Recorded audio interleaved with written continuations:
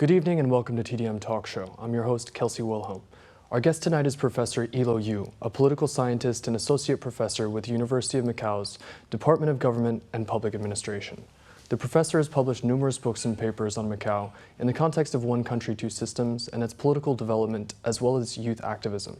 He sits down with us at an interesting time in both politics and civic participation, with the upcoming chief executive election this year and the recent June 4th Tiananmen Vigil, which reportedly drew around 300 participants in Macau and 180,000 in Hong Kong. Thank you for being on the show, Professor. Thank you. So let's start with just the happenings of a couple days ago. We saw that Macau and Hong Kong took advantage of their SAR status, or used their SAR status to be able to have these vigils, which we saw some 300 people gather in Macau and some 180,000 in Hong Kong. Right. You are not from Macau, you're from Hong Kong. From Hong Kong, all right. And you were obviously in Hong Kong on June 4th, 1989. Right. Actually, in that year, I was having the public examination, and then I entered the tertiary institutes in September 1989. And so I experienced at that time, many student leaders would like to campaign and talk about all these kinds of stuff in the campus. At the time, there must have been a very strong feeling of having a shared common goal. Right. Do you feel that currently within the vigils that we're having and the upcoming protests that we're seeing for the fugitive extradition bill in Hong Kong, that there is a similar type of sensation, a similar type of feeling?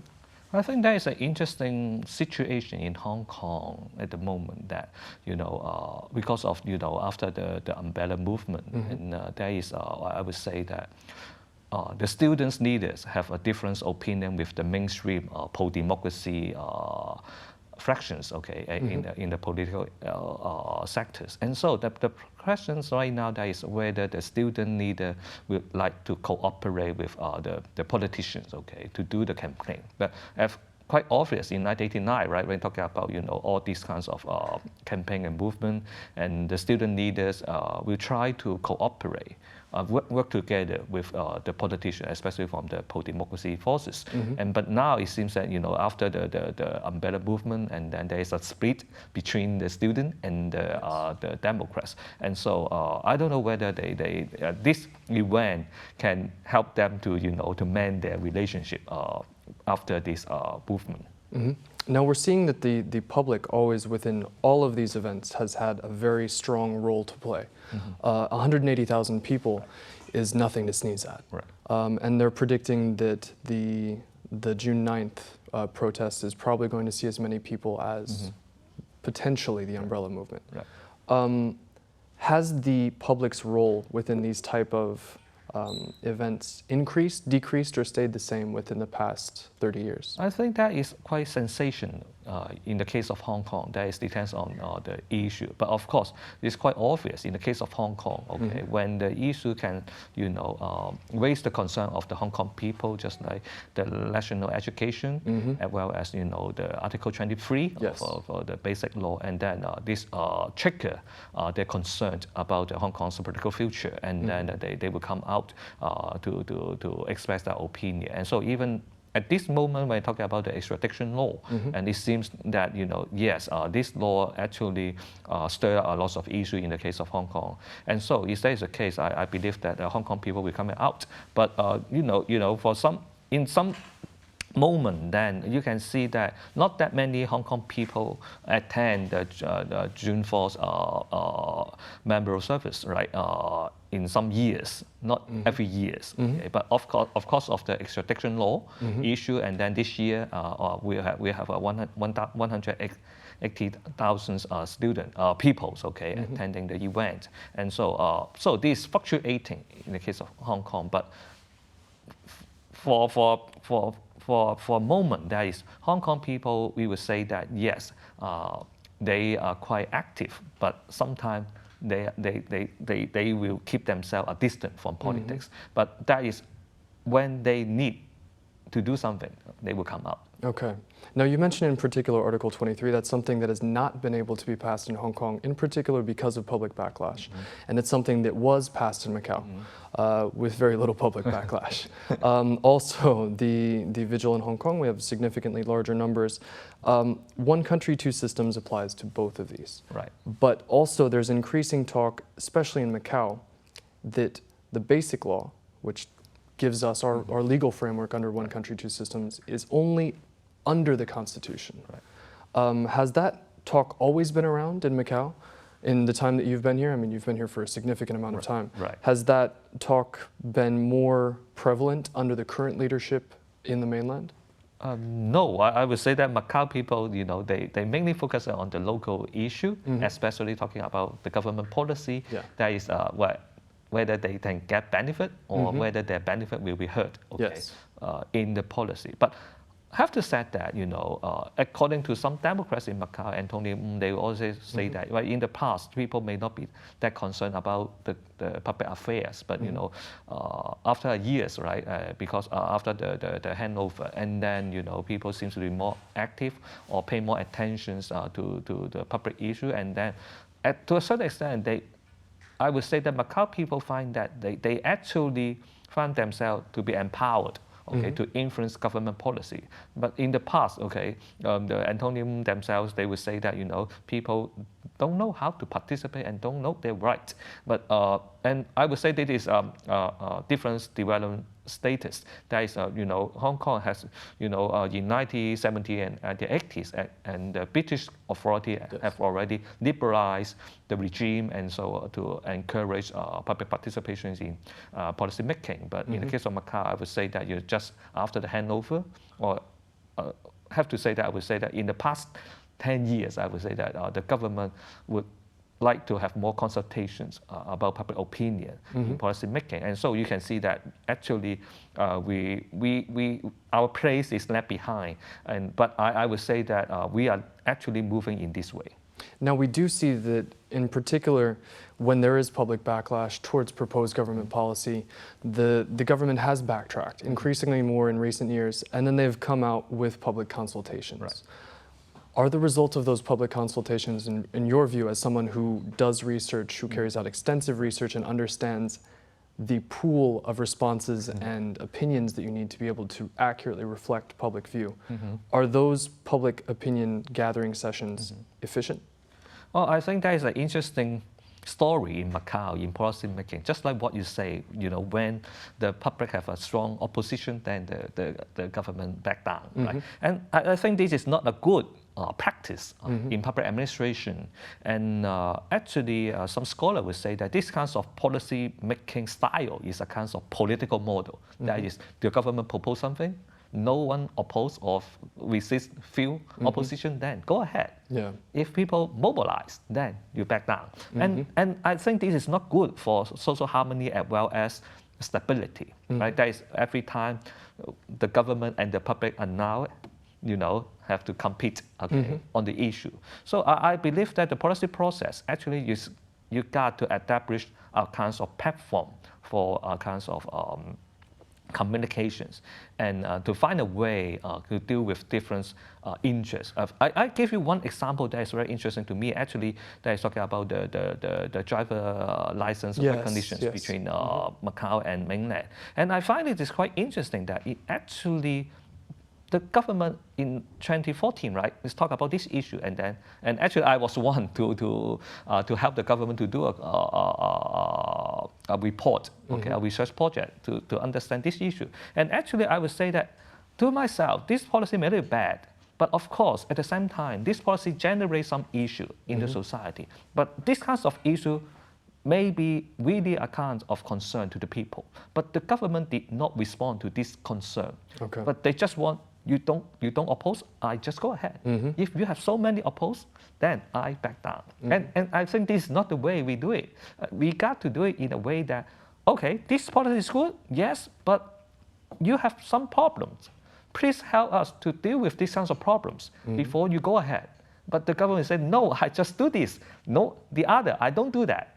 Okay, and then people will say that, no, if you don't do it in a package, I cannot accept it.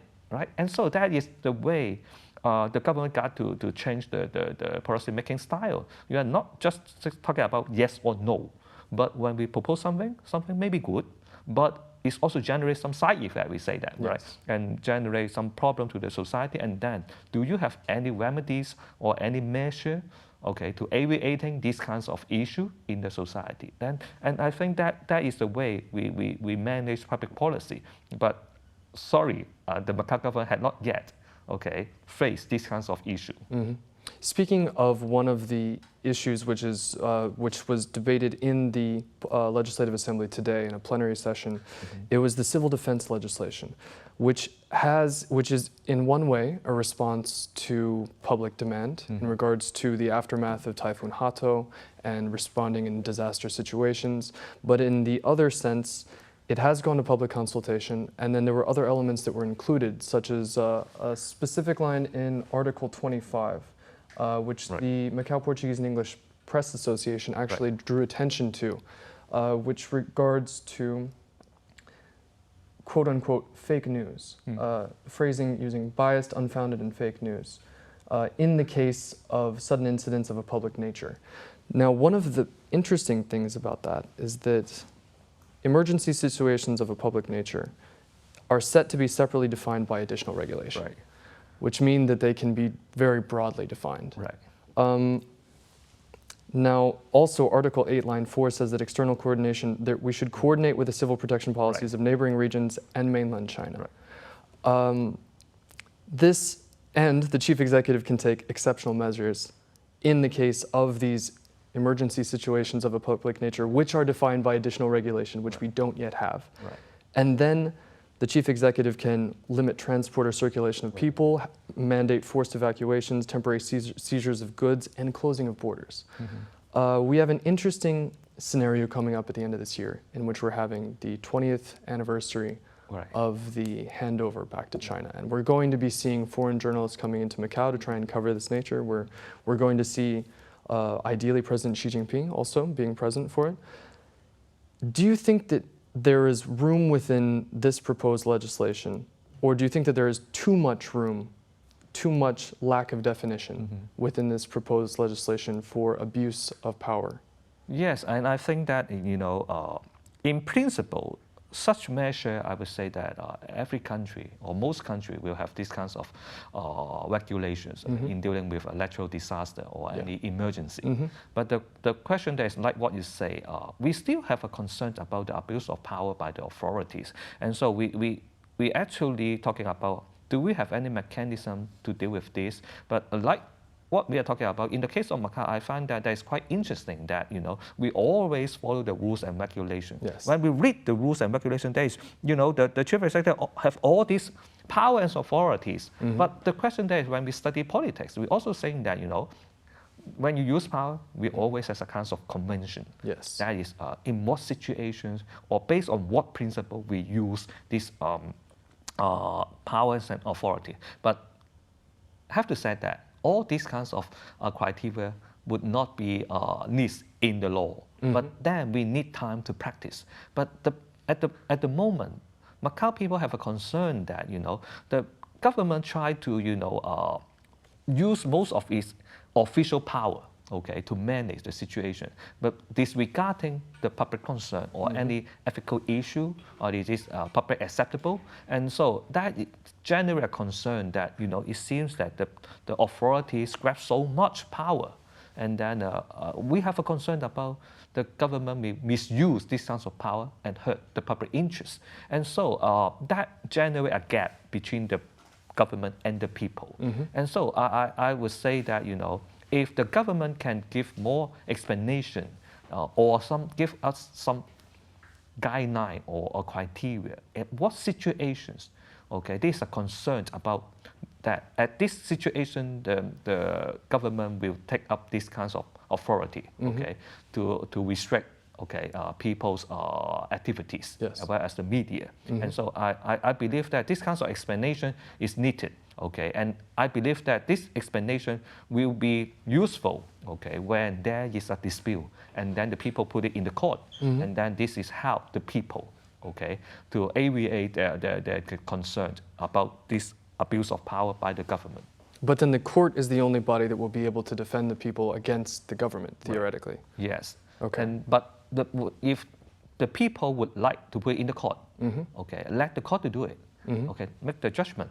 And because I would say that, when we talk about the practice of law or the law enforcement, yes, you always come with conventions, and this is inevitable. Okay, if there is a case, we need time to do it.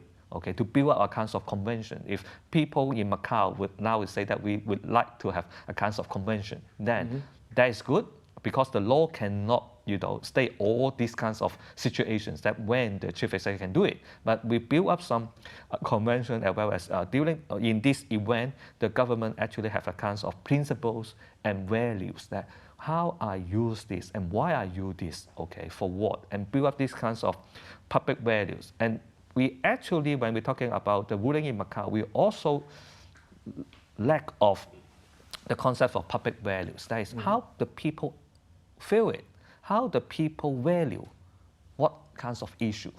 Okay, we are not just talking about money, but we are talking about some principle that we need to manage the people, that is, we need to follow. Although it is not part of the law, but we need the government to follow these kinds of norms and ethics. Okay, just like the Secretary for Administration and Justice talking about, we have the accountability in terms of ethics. Okay, but what is ethics? And we don't know, right? But we need the government to build up these kinds of rules and principle, okay, to make the government to be accountable. And so, in the same way, that is when the government use this authority.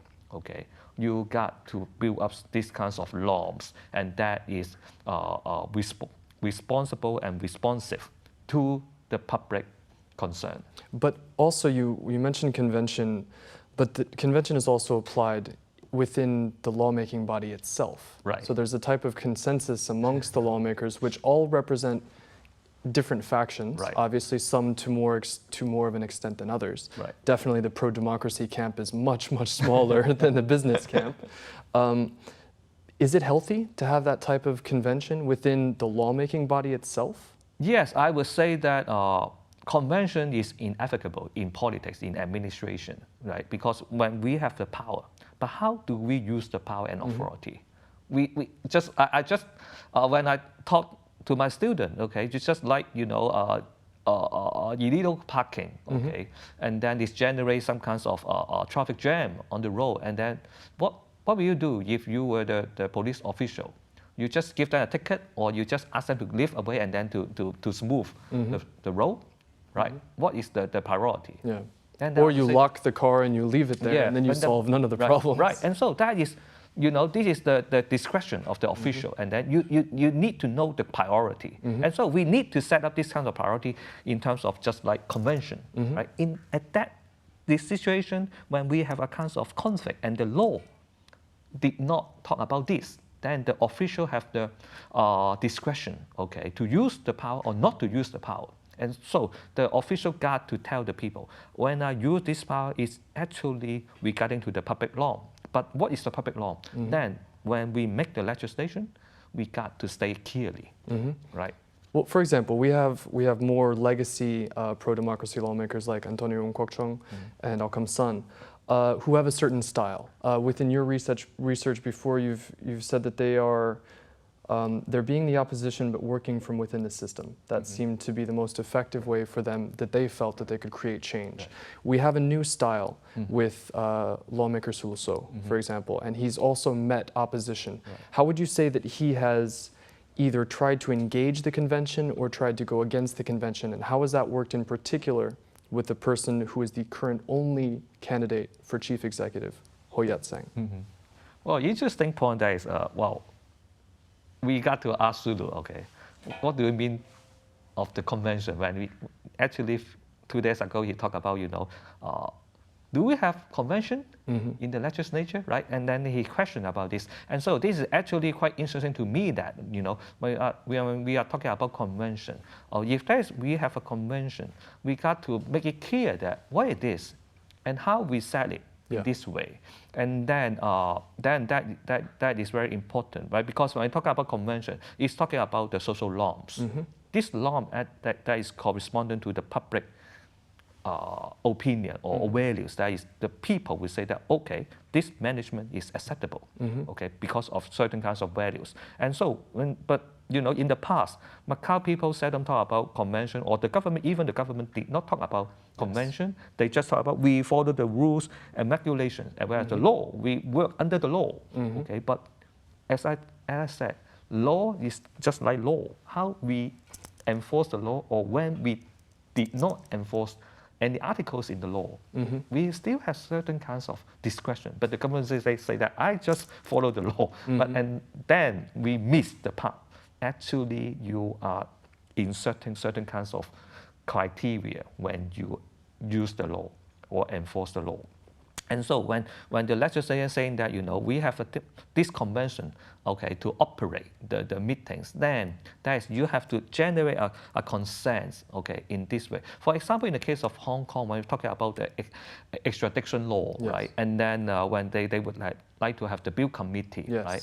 And well, when they have the bill committee, who will manage the bill committee? And actually, the most senior official or the legislator, okay, will chair, okay, the meeting, and then to select, okay, a chairman for the committee. And these are kinds of convention. And sooner or later, this convention was written in the regulation, right? And so that is, sometimes convention can be transformed to rules and regulation. And so, if that is the case, we always saying that when we try to build a kinds of convention, we still have to explain why we build up this practice. And this practice actually refers to certain kinds of norms and values, okay, that is publicly accepted. But for example, in the case of that Bills Committee for the Fugitive Extradition Ordinance, it ended up being, because of the conflict that the internal factions had between the opposition and the pro-establishment, it ended up being leapfrogged by the executive to then take it straight to the full LegCo and not have even the chance for them to debate. So the norms, the convention became rule, but then the rule was superseded by executive rule. And so that's why you can see the Hong Kong Democrats actually questioned, yes, we have this convention in the past that is for emergency. So emergency, we understand, for emergency we can, okay, pass through all the regular practice, right? And then we just go ahead, okay, to the general meeting, okay, for debate and discussion. But for this case, they say that we don't see any urgency. And how come we just pass all this regular practice and then just go straightly to the general meeting? And so that is, you can see now, that is what happening in Hong Kong is talking about. In the past, they have this kinds of convention or practice doing this. You suddenly change this practice. You must, you know, make the public or the people involved, okay, and believe that this is actually serve their values and norms they adhere for so long, without concern about these values and norms, and then you change the practice suddenly. Then this actually is not a kind of convention. This may be perceived as abuse of power. Yes, and we saw 180,000 people in the streets. Part of them could be supporting more than just that one event itself. We'll see also on Sunday what happens with the with the protest as well. In regards to, Macau has had some other things which have come into place. We've had the national anthem bill, which all seems to be aligning Macau more with the one country side of the two systems. Hong Kong has notoriously fought back more against that. Macau is an integral part of the fugitive extradition bill because we can extradite fugitives and receive fugitives from Hong Kong, the mainland Taiwan. The head of the Lawyers Association in Macau recently said that the local government will most likely wait and see what happens with the Hong Kong bill and then follow that example. We'll see how many people protest this weekend. Macau's largest protest was around 20,000 people. Do you think that we will see the type of pushback? And what can the government do to mitigate that in terms of establishing consensus or informing the people as to why? Right. And I think that is, I was say that to Macau people, they got to be happy that it is not, this time is not Macau go first, okay? In the past decades, many issues that the mainland authority would like the two SAR to do, and that is Macau go first, like Article 23. Article 23, exactly. And other law. But this time, okay, this part is Hong Kong now, okay? And I think Macau people actually maybe, you know, let's see what happened. And I think that is hard to say, and you know, even some people are talking about, you know, this the extradition law in Hong Kong is not just talking about Hong Kong case, but also talking about the Sino-US relationship, the trade war, as well as, you know, the competition between the two superpowers in the world. And so, and Hong Kong is one of the battlefields, okay? And so it's hard to say, and even we would say that, you know, when President Xi and President Trump, okay, met, okay, in June, okay, later this month, and then if they can make an agreement, okay, verbally at least, okay, and then that case may be solved. I don't know. Do you think that that would have a direct impact on what's happening with the yes, because that is talking about, you know, the U.S. government has talked about this, right? And then I believe Mr. Tong also talked about this in the TDM Top Show, right, weeks ago. And so that is, the U.S. have already talked about this. Okay, if Hong Kong pass this law, then the Hong Kong Policy Act, okay, will be revised, could be okay, effective, or reconsider by the U.S. government, and at the same time, the foreign investor, okay, may concern to evacuate from Hong Kong. At the same time, and some speculator has now talking about to attack the Hong Kong currency, and this also hurt Macau. I would say that, right, because we're Macau, indirectly pegged right, to the U.S. dollar through the right. We tap together, right, and so if that is the case, right. This is not just Hong Kong issue, Macau issue, mainland interest. And so I don't know what happened. I don't have the crystal ball, but that is quite complicated. But of course, the Hong Kong people, okay, what they are going to do is concentrate on what's happening in this Sunday. Yes. Okay, and then the story, actually, you can also see that, you know, the Hong Kong people also saying that, you know, some KOL on the internet is talking, we don't know what happened. And actually, it's now not on the hand of Hong Kong people, right? But the Hong Kong people got to say something for themselves, and that is the situation, okay? But the scam is quite complicated, and we are now in a complex that is, you know, even Macau actually, I would say, involved, okay? And so this is not a simple issue that is just talking about whether have it or not have it. But if we take it, okay, then what is the consequence? Yes. In Macau, we have to concern about the currency issue. Yes.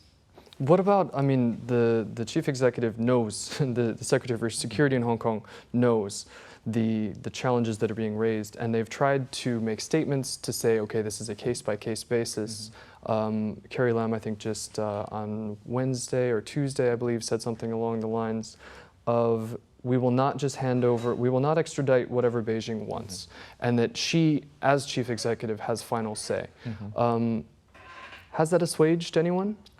Well, the question there is like what I'm saying, the convention, when you have this authority, okay. But you have the business groups pushing back, Yeah. which are in a way demonstrating Convention of Hong Kong and Yes. the idea. And so that is the point, okay. You cannot explain the norms and values when you judge, when the chief executive got to judge every case, right? Yes. When the government, Hong Kong government received. And so this also generates a lot of issue over here. But of course, at the same time, some people also talking about, you know, they have concern about, you know, especially talking about the mainland legal system, Yes. right? This is not talking about whether we should extradite the suspect, okay, to mainland, but also talking about, you know, we have confidence issues, okay, talking about the mainland legal system. Respecting human rights and following through with due process. Will you extradite foreigners, okay, in Hong Kong, just like Mama Zhao in Canada? And so if that's the case, there's generally a lot of issue. And even some people are talking about, okay, no foreigner, no Hong Kong people, but just Only mainland. right? And so they Which have would a lot still of, have a huge impact on business and still Right. have a huge negative Right. impact on. Right, and even Albert Chan, the Basic Law Hong Kong Basic Law Committee members also talk about, okay, there is Hong Kong people just to be ruled in Hong Kong rather than only mainland people, okay, we will consider to extradite, okay, back to the mainland China. And so even you can see, Albert Chan are members of Hong Kong Basic Law Committee also publicly talk about this. And so this issue actually is quite controversial, not only in Hong Kong, but even in mainland China. So this issue is much more linked to one country, two systems than it would initially appear on the surface. What about in terms of the mobilization that's happening that we will see on Sunday? A lot of it is being conducted through social media, and a lot of these people are raising their concerns, and they have a more powerful voice because of the changing social conditions for them, both in Hong Kong and in Macau. Obviously, the residency bubble, the housing bubble in Hong Kong has had a huge impact on people. In Macau, we've seen inflation push people to the sidelines, and we've seen rising discontent. Do you think that that limits then people to expressing, in particular in the case of Macau, which is not as vocal, they do not take to the streets as much? Do we see people instead being keyboard warriors? Do we see them taking more to social media and expressing themselves there? You mean in Macau? In Macau. Well, I think that in Macau, actually, people actually are quite vocal. That is, you can see that we have a lot of platforms and groups on the social media talking about Macau issue as well as international affairs, and even it's not only from the non-establishment forces, but also including some traditional social groups. They also build up their supporter on the internet. Okay, they also talk about this, and I think that may be good. That may be good in a sense that people seems to express their opinion, at least when the government talking about what kinds of, when we talk about a policy, what is the concerns about the policy in the policy, and then if the government to be rational in making policy, they got to take considerations of all these concerns. And how do you manage this concern? Do you have any particular policy or measure to deal with it, or can we just ignore this? We don't do it because it is not they will not make a big fuss in the society. And so if people can say in this way, and then this may help the government to test the water, right? We always say that media is a kind of platform of testing water, but at the same time, in the past, when you talk about the media, is talking about the newspaper as well as the TV or radio, but now we got to extend to the social media and internet to understand all of these issues. And so, but the precondition that is the government got to be rational. But I would say that Macau government is not that rational in collecting and understanding this voice, and then this will actually generate more problem to itself. Well, also that fits within the civil defense legislation as well, because people who are seen as creating a public nuisance or are going against the public order by spreading what they say false information disturbing the peace, they can be subject to two years in prison. Right.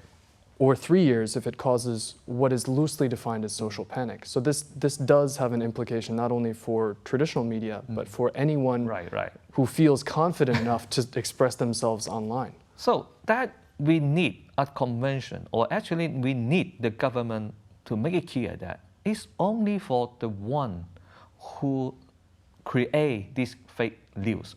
Instead of some people, they are so ignorant, they just, when they see this message, I just spread to my friends. And so we say that these are kinds of ignorance, and then they should not be punished by this law, but they got to, they got to weapon, for example, that, next time you got to be careful for the fake news. But what about, for example, viral videos? People can make videos without the intention of it being viral, and maybe without having the same intention that is then perceived later on. Right. That could be a similar situation as what we see. And so that is, this. you got to make it clear that, the one intentionally, make a fake news, or intentionally circulate certain kinds of irrelevant or illegal message on the through the internet. And so that is, we need these kinds of statement clearly, but we just say that you cannot spread fake news. Then you just let the authority have a lot of room Yes. or discretion,